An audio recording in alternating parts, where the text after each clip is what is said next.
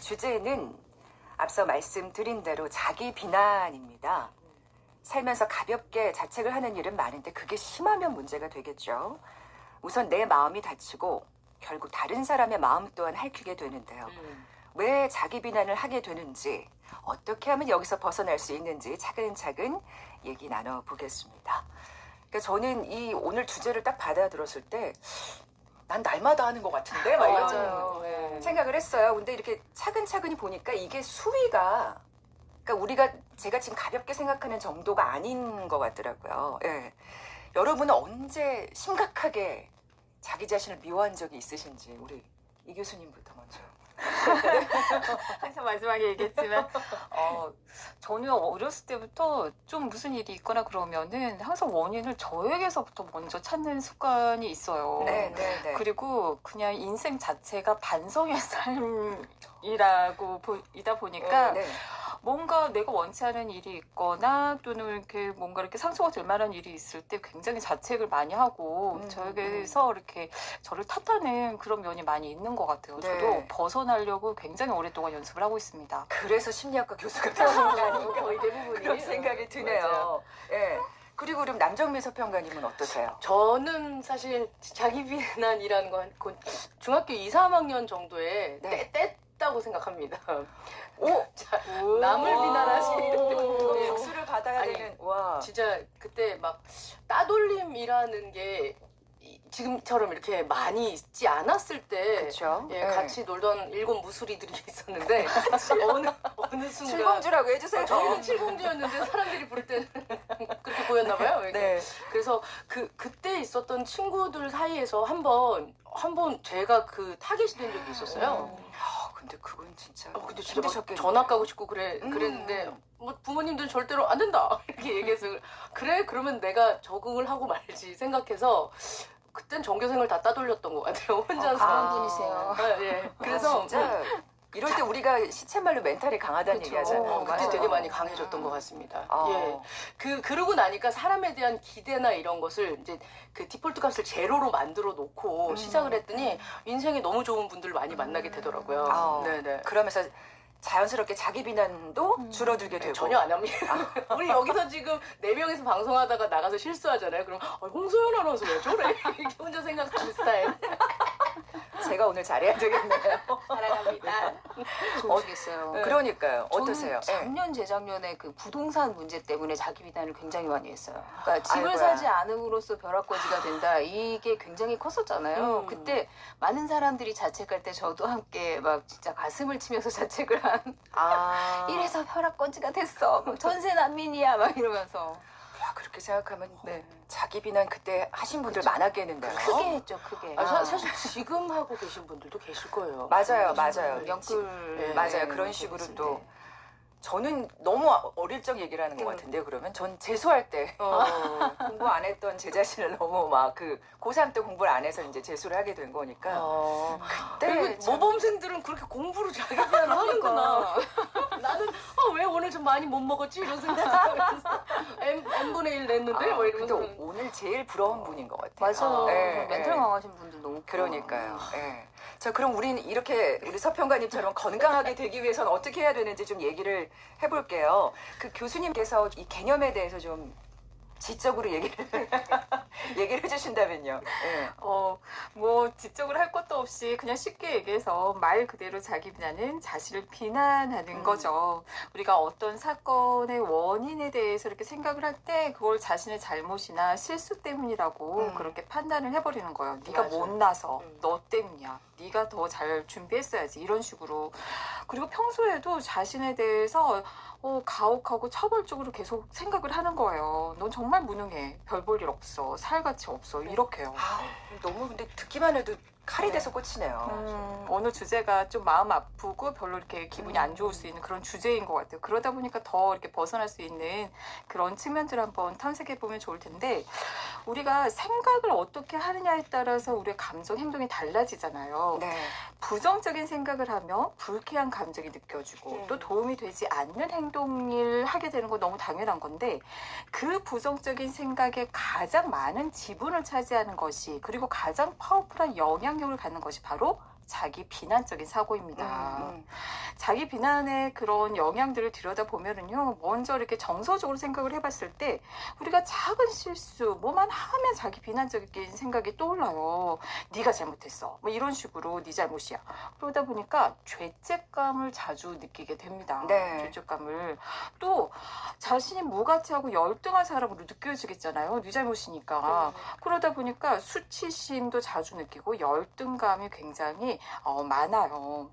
또 여기서 중요한 게 뭐냐면 자기 비난은 우리가 세상을 살아가는데 정말 가장 중요한 힘이 자존감이잖아요. 네네. 그 자존감을 낮춥니다. 힘을 빼앗아 버리는 거죠. 이게 점점점 심각해져 들어가는데요. 네, 심각해져 갑니다. 네. 자신을 존중하지 않고 소중히 생각하지 않고 못나고 이렇게 생각을 해버리니까 그 힘을 빼앗게 돼버려요. 근데 이렇게 자기 비난하는 것이 대인관계 상황에서도 굉장히 많이 영향을 미치거든요. 그렇겠죠. 그죠? 네. 자신이 못나고 열등하다고 생각을 하면 그걸 보상하고 싶어요. 보상하고 싶다 보니까 다른 사람에게 인정받고자 하는 그 마음이 너무 커요. 그래서 다른 사람을 계속 의식하는 거죠. 그렇지만 스스로 비난하고 스스로를 받아들이지 못하니까 다른 사람들 또한 나를 인정하고 수용하지 못할 거라는 생각을 하게 되는 거예요. 또 내 이런 부족한 결점을 숨기고 싶겠죠. 네. 왜냐면 남들이 알면 날 비난할 테니까. 그러다 보니까 솔직하기가 어렵고 거리를 두면서 대인관계에서 친밀감을 쉽게 느끼기 어려워요. 네. 이런 솔직한 상호작용, 이런 대화를 회피하게 되는 거죠.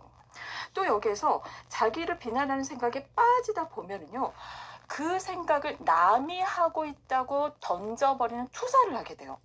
그럼 어떻게 되냐면 남들이 자신에게 그러고 있다고 생각을 하다 보니까 나는 피해자, 저 사람들은 가해자라는 식으로 피해자인 것처럼 그런 생각을 들 수가 있어요. 네네. 또 대인관계에서요, 자꾸 자신을 비난하는 방식으로 왜곡해서 의사소통을 하다 보니까 의사소통이 원활하게 이루어지지 않겠죠. 그럼 진짜 외톨이가 되는 거네요. 맞아요. 결국에는. 맞아요. 근데 일이나 성취 측면에서도 당연히 자신감을 떨어뜨리고 일의 효율성을 떨어뜨리고 만족하기가 어렵죠. 본인이 진짜 잘하는 성취를 거두었음에도 불구하고 만족하지를 못하면서 그 안에서 어떻게든 부정적인 측면을 찾아내가지고 자기를 비난하거든요.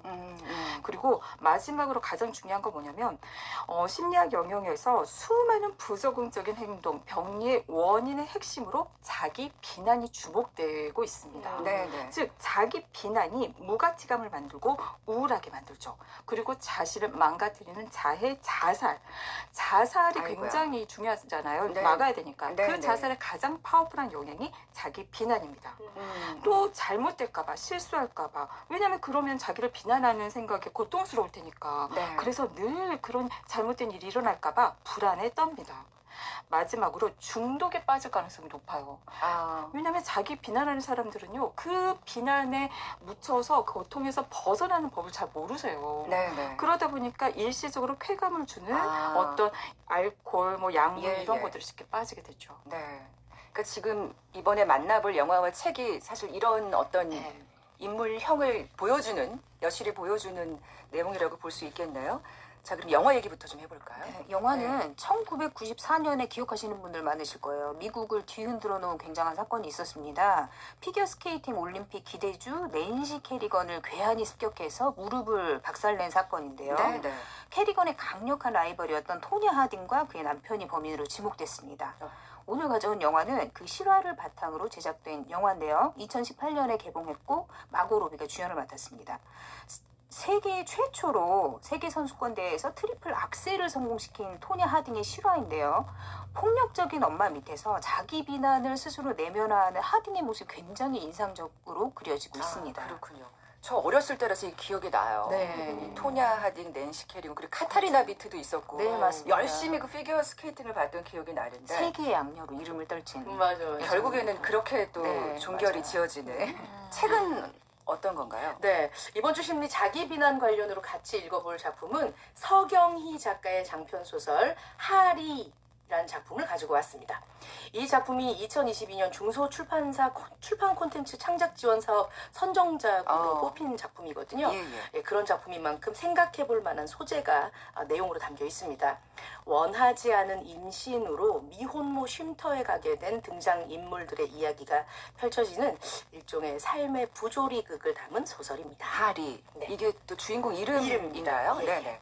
먼저 영화부터 만나볼까요? 이 네. 제목이 아이토니아죠? 네, 맞습니다. 네. 네. 아이토냐 영화의 주인공은 미국 최초로 세계 선수권 대회에서 트리플 악셀을 성공시킨 토냐 하딩입니다. 괴물 같은 엄마의 가르침과 이제 또 본인도 도끼를 품고 스케이팅을 타는 그녀 앞에 낸시 캐리건이라는 강력한 라이벌이 등장을 하게 되거든요.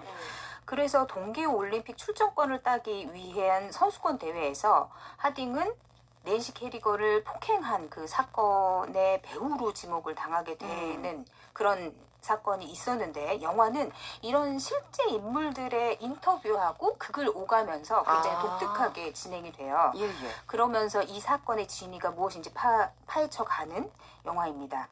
토냐의 어머니 라보나는 네 번째 남편과의 사이에서 낳은 딸 토냐의 재능에 모든 것을 헌신합니다. 폭력까지도 서슴지 않으면서 혹독하게 딸을 훈련시키거든요.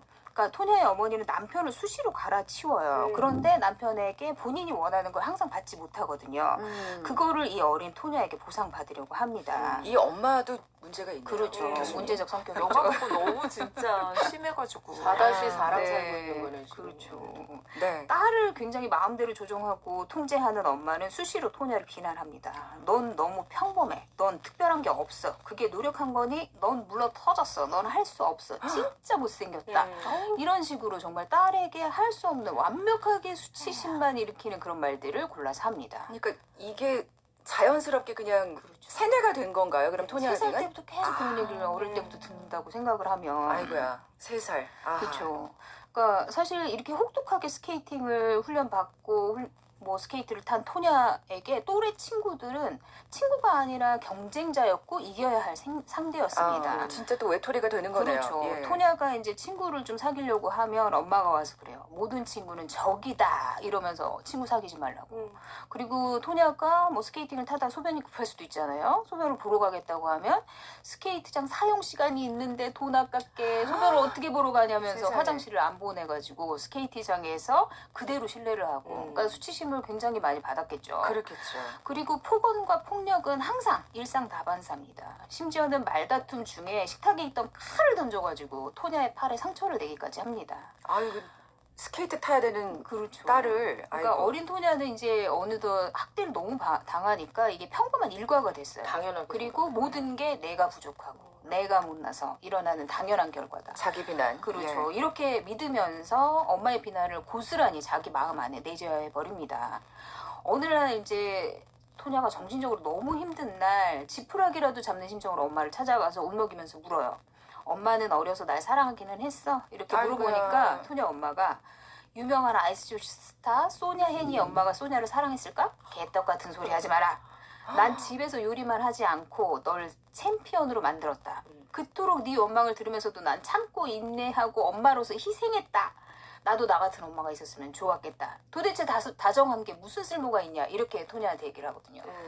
그 이 엄마는 남 탓을 하는 엄마고 그렇죠. 그걸 그대로 받아들인 토니아는 자기 탓만 하는 아이로 자란 거고요. 그렇죠. 진짜 네. 요즘 말하는 계속해서 가스라이팅 하는 맞습니다. 그런 맞아요. 네, 이거 진짜 그런 가스라이팅이에요. 엄마가. 그렇죠. 네. 그러니까 이런 스파르타식 훈련을 받으면서 사실 토냐는 천부적인 재능이 있었거든요. 그래서 이제 그것까지 더해지니까 실력은 일취월장해요.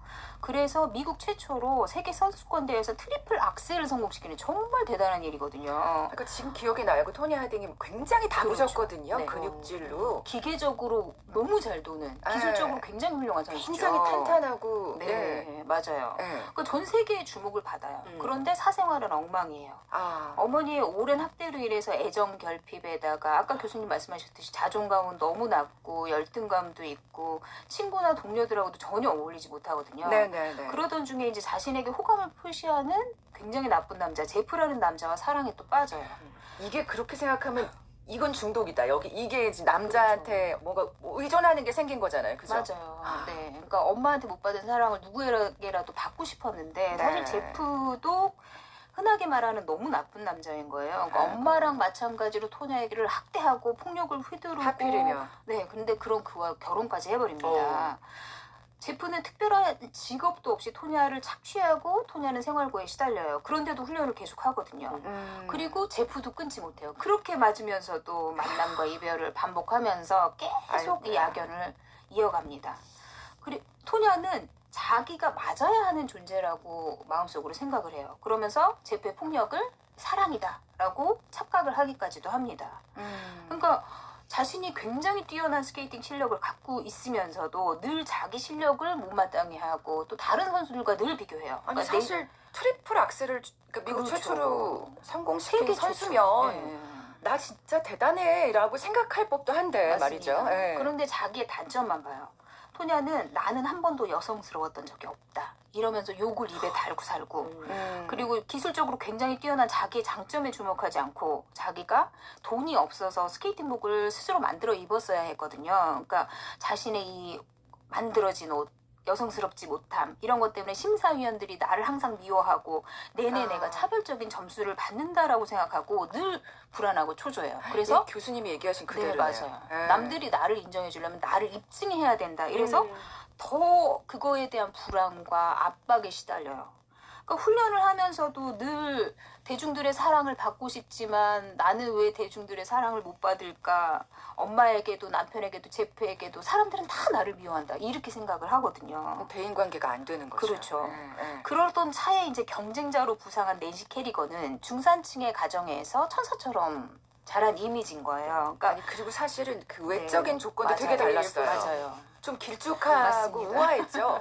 네. 이렇게 얘기하면 대중들이 그렇게 얘기를 토냐는 하는 거죠. 네. 서운하겠다. 토냐는 그러니까 근육질 몸매. 네, 맞아요. 기술적으로 훌륭한. 테크닉으로 땅땅한. 테크닉이 맞습니다. 훌륭한. 예. 네.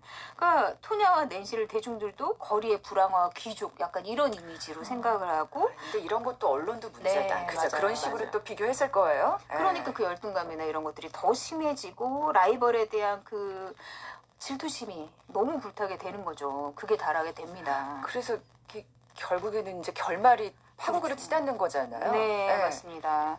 그러니까 92년 동계올림픽에서 착지 실패해서 토냐가 4위로 대회를 마감해요. 그래서 이제 절망한 나머지 다시 그 폭력을 휘두르는 제프에게로 돌아가서 웨이트레스 일을 하면서 나 이제 스케이트 그만 타야 되지 않을까 이렇게 생각을 합니다.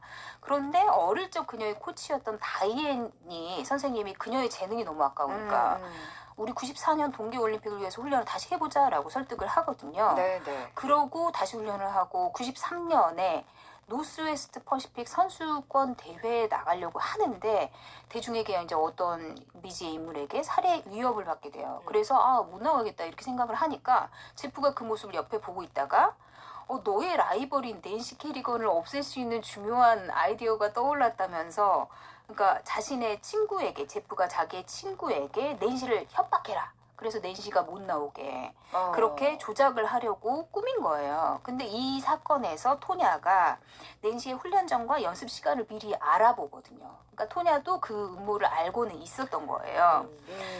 그러니까 그리고 사실 네. 방조를 한 거죠. 그렇죠. 방조한 네. 거죠. 네, 네. 네.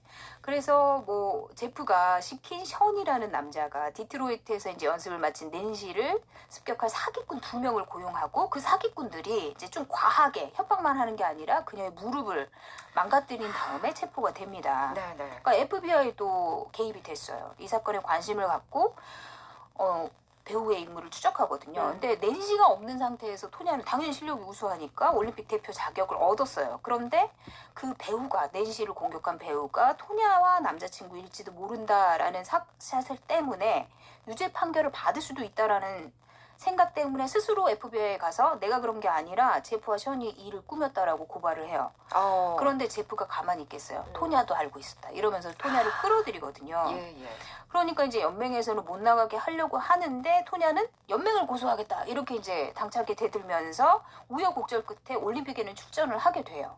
그런데 토냐는 이제 그런 불안감에 여러 가지 생각들이 있었을 거잖아요. 아니 근데 그런 상태에서 어떻게 그렇죠. 실력을 발휘할 수 있겠어요. 그러니까 8위에 그치게 돼요. 그런데 부상에도 불구하고 이제 약간 약한 부상이어서 출전을 하게 된 낸시의 경우에는 2등을 하게 됩니다. 기억나요. 네. 그러니까 국민들은 어떻겠어요? 공격을 당했지만 당당히 나가서 2등을 한 낸시와 음모를 꾸며가지고 낸시를 괴롭힌 토냐. 그러니까 토냐는 당연히 세계 악녀가 되고 맙니다. 실력도 그냥- 엉망이고요. 그냥 드라마죠. 이건 정말 이렇게 입방아 찍기 좋은 드라마가 된 맞아요. 거죠. 예. 맞아요. 맞습니다. 그리고 이후에 이제 열린 재판에서 토냐는 3년의 집행유예 벌을 받고 빙상계에서는 영원히 추방이 되거든요. 사실 토냐는 3살 때부터 스케이트를 타면서 평생 스케이트밖에 모르고 살았어요. 그러니까 영구 제명은 너무 끔찍한 판결인 거죠. 그리고 어떻게 살아야 될지 모르는 상황에서 본인은 어차피 악녀니까 프로레슬러가 되겠다 이래서 프로레슬러가 되었다가 또 프로 복수를 전향해서 선수 생활을 하다가 그렇게 인생을 살아가게 됩니다. 영화 속에서 토니가 이런 말을 하거든요. 진실 같은 건 없어요. 전부 헛소리죠. 모두에겐 자신만의 진실이 있고 삶은 제멋대로 흘러갈 뿐이에요. 그게 내 인생이에요. 이렇게. 그러니까 토니는 한 번도 자기 마음대로 자기의 삶을 제대로 꾸려가지 못했던 거죠. 네. 사실 이 내용을 듣고 나니까 네. 연민이 안 생길 수가 없는데 그렇다 그래서 그녀한테 또 책임이 없는 건 아니니까요. 맞습니다. 악행은 악행인 거죠. 그렇죠. 그런데 어쨌든 어릴 때부터 굉장한 비난을 받아오고 그녀가 왜 그렇게 했을까 이런 생각은 한번 해볼 필요가 그렇죠. 있겠죠. 사실 네. 우리는 계속 언론에서 악녀라는 네. 얘기만 들었었는데 그녀에게 또 이렇게 숨겨진 아픔이 있다는 거. 엄마를 잘 만났다면 교수님 아유, 그럼요. 다른 삶을 살았을까요? 토니 하딩. 당연하죠. 저도 영화 보면서 너무 마음이 안타깝고 마지막에 프로 복서가 돼서 이렇게 맞는 네. 장면이 있을 때는 진짜 너무 가슴이 아프더라고요. 어릴 적의 모습을 그대로 그냥 벗어나지 못하고 전철을 밟는 그러면서 이제 자기 삶으로 가는 그런 모습 되게 가슴이 아팠는데 자기 비난이 이렇게 여러 가지 병리적인 측면들 자살 뭐 여러 가지 우울 불안 이런 거의 핵심 원인이 되다 보니까 도대체 자기 비난이 어떻게 생겼을까 들여다봤을 때 가장 주된 그런 원인이 되는 것이 바로 양육 과정에서의 경험입니다. 아, 네. 그렇군요. 특히 가장 주된 영향을 미치는 것이 통제적이고 비판적인 부모의 경우에요. 아무래도 과도하게 높은 기준, 엄격한 기준 이런 잣대를 자녀에게 들이대고 그 기준에 도달하지 못했을 때에는 당연히 화가 나겠죠? 원하는 게 안 됐으니까 네. 야단을 치게 됩니다. 그럴 때 그 비판적이고 비난하는 목소리가 스며들어가요. 그러면서 자기 비난의 목소리로 자리를 잡아버리는 거죠. 이렇게 부모가 양육 과정에서 지나치게 간섭하고 개입하면서 이래라 저래라 할 때 과도하게 비판할 때 넌 이게 문제야 왜 안 했냐 했어야지 통제할 때 이런 것들 이 과정에서 바로 자기 비난의 목소리가 형성이 됩니다. 지금 찔리시는 부모님들 계실 것 같아요. 귀를 기울여 들으셔야 될 것 같습니다. 네. 네, 이렇게 통제하고 또 학대.